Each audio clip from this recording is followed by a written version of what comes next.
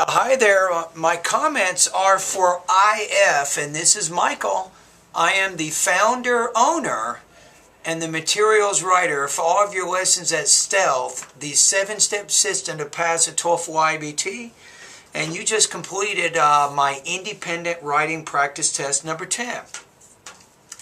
And I want to go over it right now. So let's take a look at the question first. I think you had some trouble understanding this question. It doesn't appear that your essay has directly or explicitly answered this question. So here's a topic. Some people believe that a college or university education should be available to all students.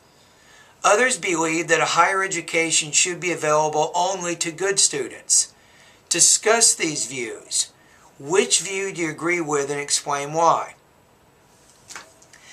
So, what you want to do here is you want to discuss, I think, in the second paragraph, why some people say an education should be available to all students. So if you do that, you want to make sure that your topic sentence in that paragraph, it actually reflects that purpose. So your topic sentence in paragraph says this, in paragraph 2, you said people are always worried about to get a good and higher education.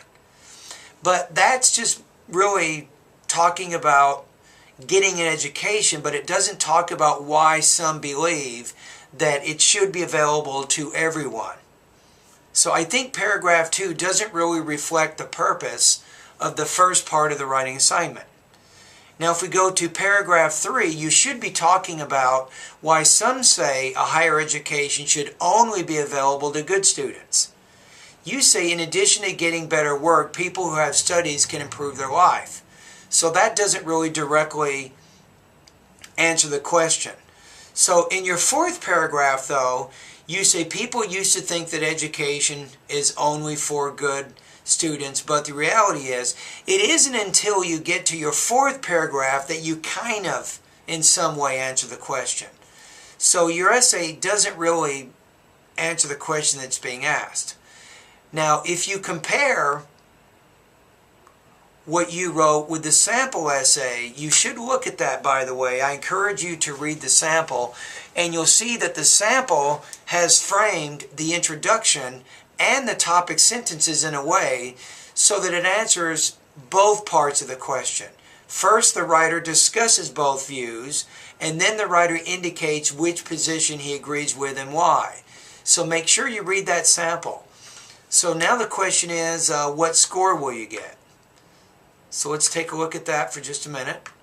I'm going to click on the rubrics. You have a fairly good writing style, but frankly, you just simply didn't answer the question for whatever reason, so you're not going to score in the 3 range. I'm pretty sure last time you scored in the 3 range on this, but I don't think you're going to make it this time. So I'm going to put you in the 2 range. I'm going to say limited development of ideas as they relate to the topic and the task. So inadequate organization and connection of ideas. So that's really your main problems. I'm not going to get into the word choice or the error problems because it's kind of irrelevant at this point. The main thing is your essay should be reorganized so that more directly and explicitly answers the task that you're being asked to write about.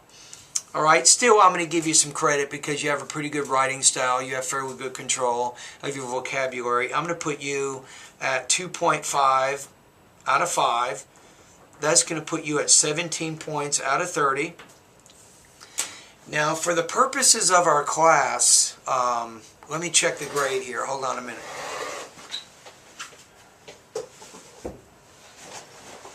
I'm going to get out the syllabus right now.